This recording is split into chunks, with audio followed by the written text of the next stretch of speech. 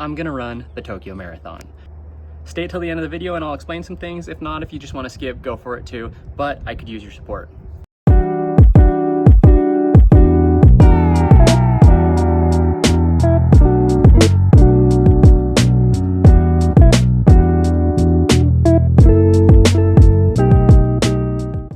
Monday morning, we're going out for 8 easy. We did not sleep as much as we should have this weekend. I said that last week. Oh, it's dad life though. Ooh, scared the chickens. But body's feeling good today. I feel like I'm a little bit tired physically, like muscularly, but that makes sense. Higher mileage than I've been the last 3 weeks due to illness and stuff, but so legs feel a little heavy, but overall effort's still in check. You know, we're sitting at low 140s for my easy effort right now, which my max heart rate is up in the 200s. Lactate threshold is in the high 170s, low 180s. So overall, we're about where we should be. So, but yeah, should be a big week. First 3-day in office week. And I'll be curious to see how the back-to-back, so the Monday, Tuesday office feels. But last week was all right. This week will be better. Brooks Ghost Max 3 on foot. It's basically the same as the 2. Really not much change. So Brooks Ghost Max fans, you can probably get away with just buying last year's, but if you want the new one, stays loyal to the model.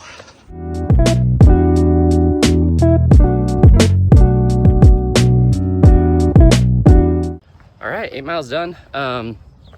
Feeling pretty good.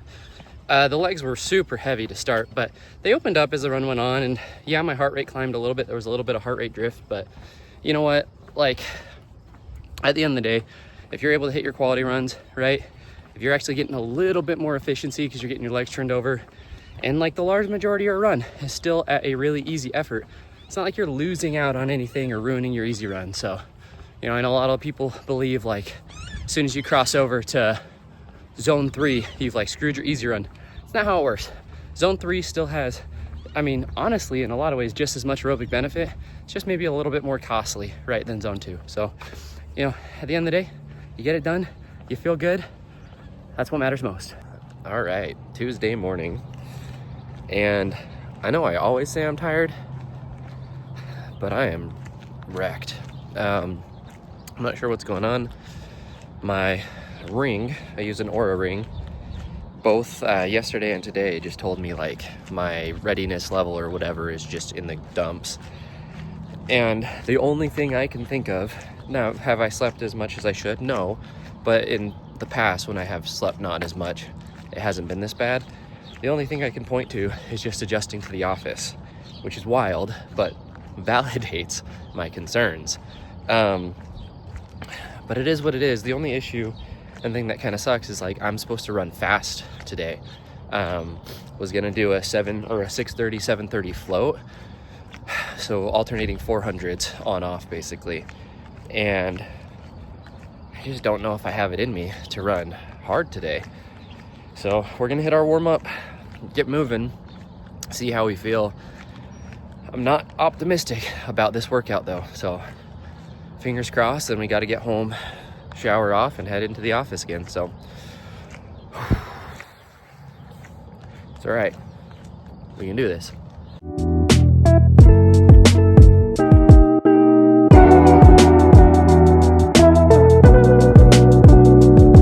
All right, going tarps off. Shout out Herm.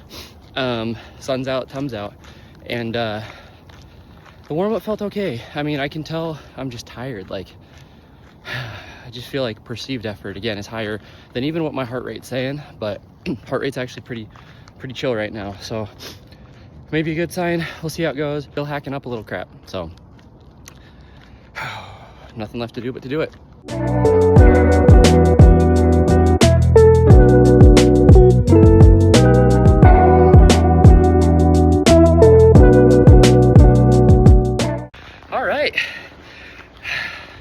honestly, I think taking off the shirt helped, plus 10 speed.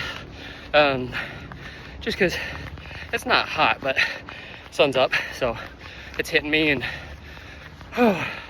gives a little bit more surface area to perspire from.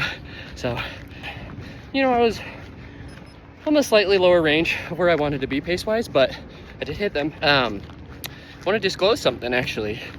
This is not a sponsorship, not a partnership, right? A lot of my friends in the content creation space use Runna because, well, they're paid, or, you know, they have affiliate partnerships, whatever it may be. And I'm a running coach, but because of how busy I've been over the last 6 months, I basically have both stopped accepting clients and scaled back drastically to where I'm only coaching a handful of clients, all of which have been with me for years, honestly. So it's like, really, I don't want to abandon them. But it's been hard to plan my own schedule and build my progressions, and I'm hearing really split like opinions on Runna, right? There's like the physical therapist crowd and the pro running coaching crowd who's like, Runna is a recipe for injury and disaster, which I get, and I'll get into that. And then there are the, you know, the influencer crowd for the most part, and the general runner who doesn't know any better and just wants a templated plan. Like traditionally, they would just go download a plan online, but at the very least, they're getting like somewhat personalized of a plan through Runna, right?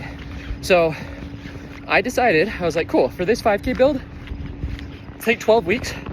Let's put some stuff into Runna, see what it does. So I put my 1927 5K time in there.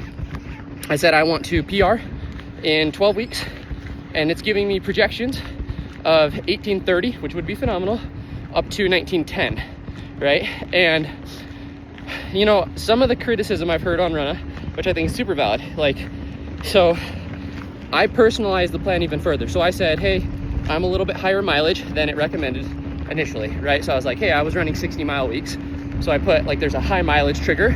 I did that. And then the other thing I did was I said, hey, I only want 2 quality workouts a week, because originally it was prescribing me 3, which I think is too much, and I've learned that for myself. And then I said, hey, I want to do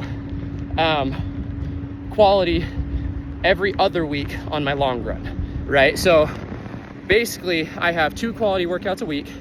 Every other week it's like an interval and a tempo, and then the other one it's like an interval and a long run tempo.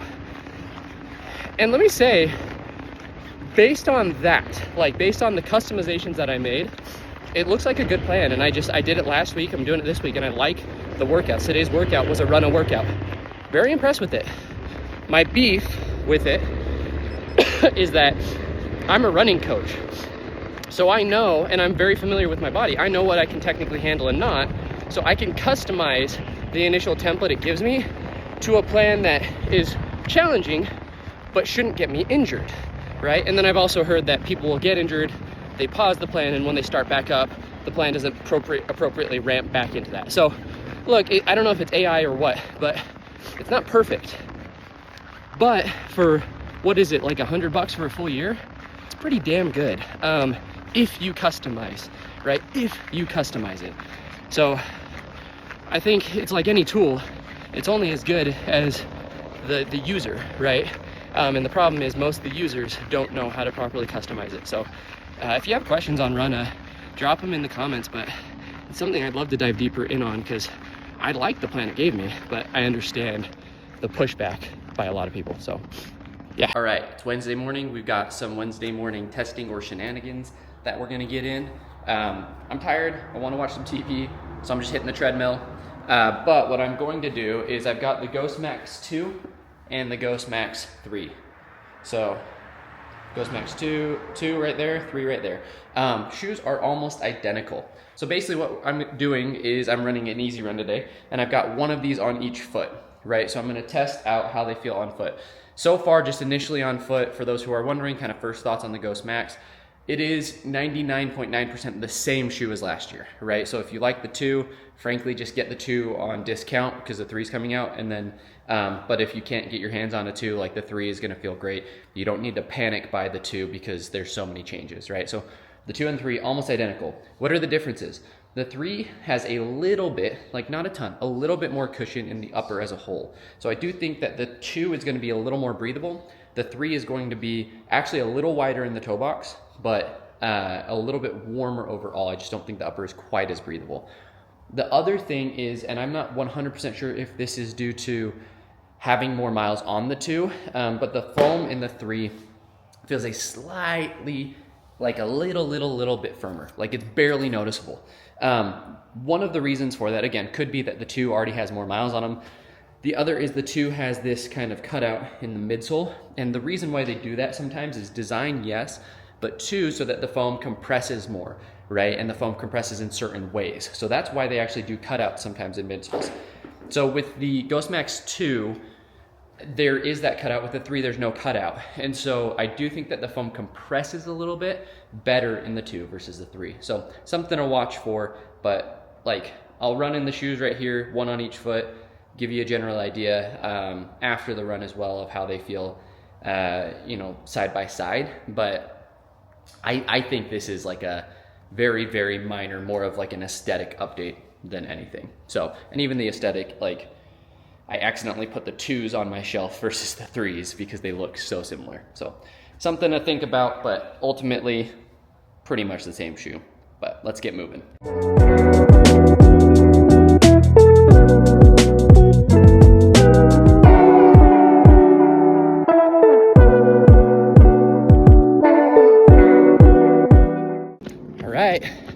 Saturday morning, 11-mile progression. We're gonna cut down. Right now we're just warming up about 4 miles easy. Then we'll cut down all the way down to 7:10. So this is a big one. We'll see how it goes. I'll be honest, feeling pretty lethargic, so fingers crossed.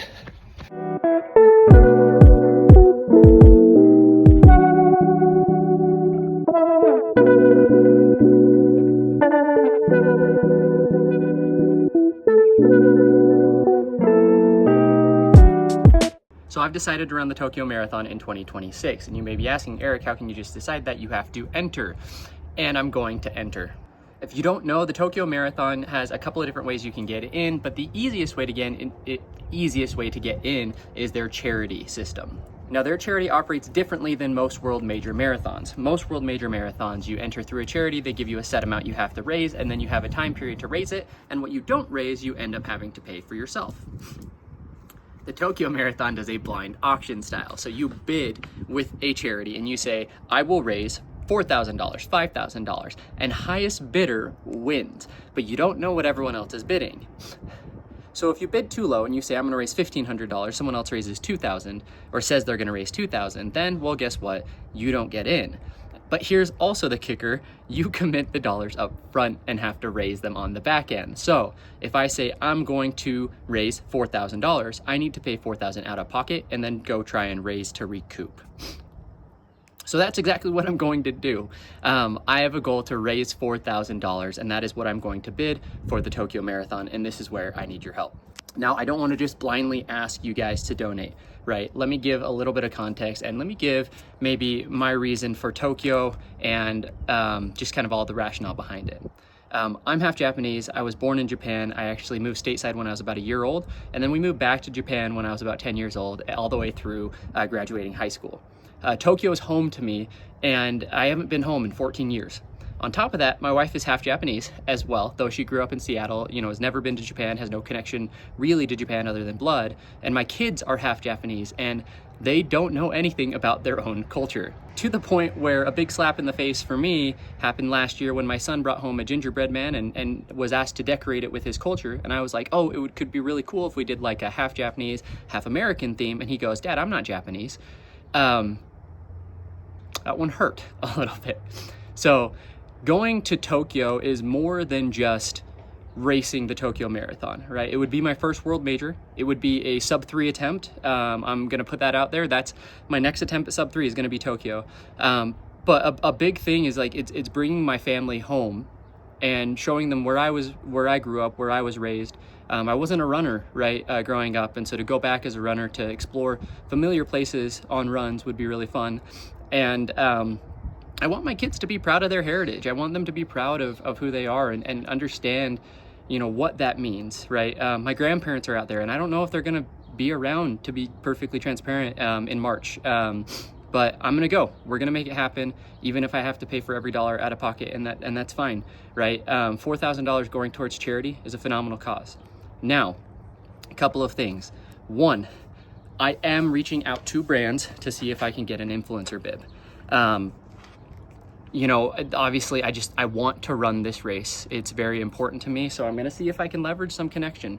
I don't think I'm gonna get one, to be honest, but if I do, I understand what a privilege that is. I understand that, you know, me racing that or running that race means that someone else can't necessarily run that race.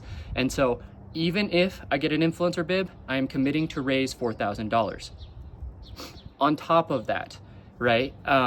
If I raise more than $4,000, because again, I have to put $4,000 up front, right? So I need to recoup that through donations, through whatever means, right? But if we end up raising more than $4,000, I will donate the difference to another charity. Benefiting men's mental health would be the goal, right? You guys know I struggle with anxiety, depression, OCD, ADHD, the holy quadfecta of mental disorder, mental health, right? So it's important to me to be able to do stuff for that. I know it's Men's Mental Health Month, so what I'm going to do is not only am I going to attempt to raise the $4,000, I will commit at least $1,000 of my own, right? So I will throw the $4,000 in to get into the race. If I don't get an influencer bib, right, I'm gonna donate the $4,000. I will try and recoup $3,000 from donations, right? So basically raising $3,000, giving a full $1,000 of my own money, right? And then on top of that, if we end up raising more, I will still donate the $1,000, and I will donate any excess of the $4,000 towards men's mental health, like a charity with men's mental health. On top of that, any revenue, so what I'm gonna count towards donations, any revenue that I generate through YouTube or affiliate links, right? So any ad revenue, right? Anything that I get from views. So if you can't donate, hey, that's okay. I understand. Times are tough. Watch the videos, right? Share them with your friends, engage. Let them reach a broader audience so that we can get more ad revenue for the next 3 full months, right?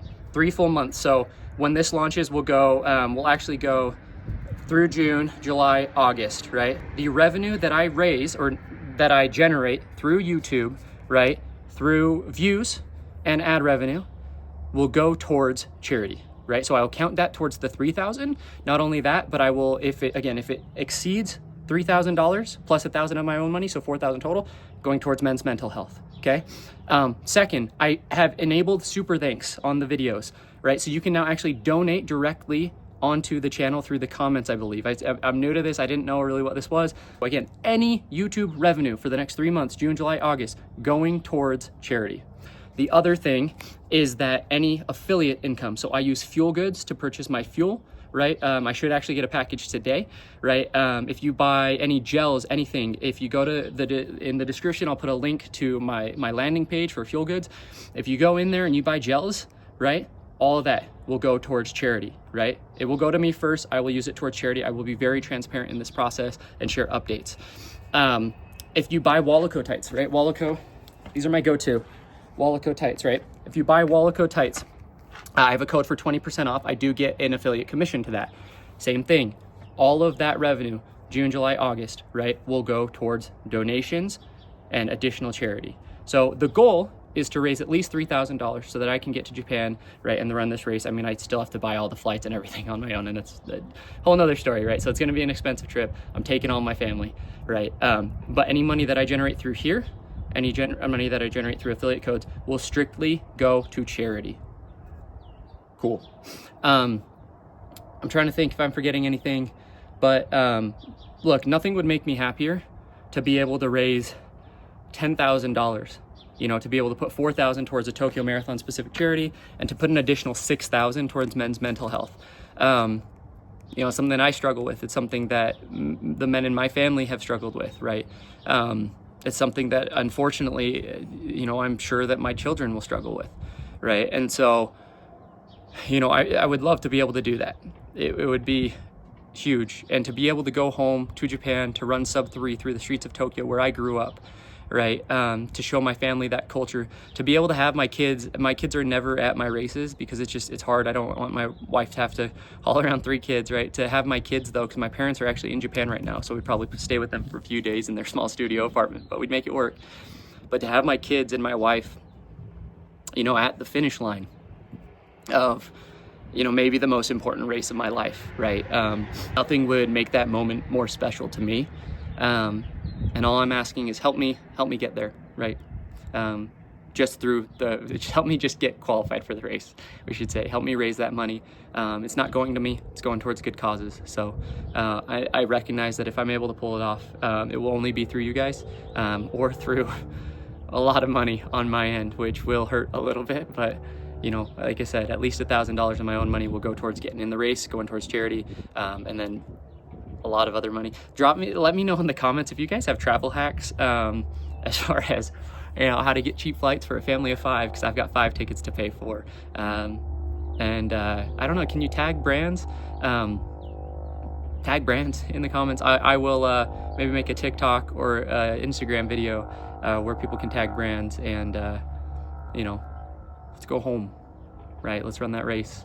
And I'll of course document and share those moments with you, because I'm grateful to have this audience, grateful to have all this, incredibly blessed. So, all right, happy Saturday, happy Father's Day, late Father's Day if you're watching this. Tomorrow is Father's Day, right, as I'm recording. So happy Father's Day to all those who, you know, are fathers, have fathers, to all those who have lost fathers, right? Appreciate you guys. We'll see you.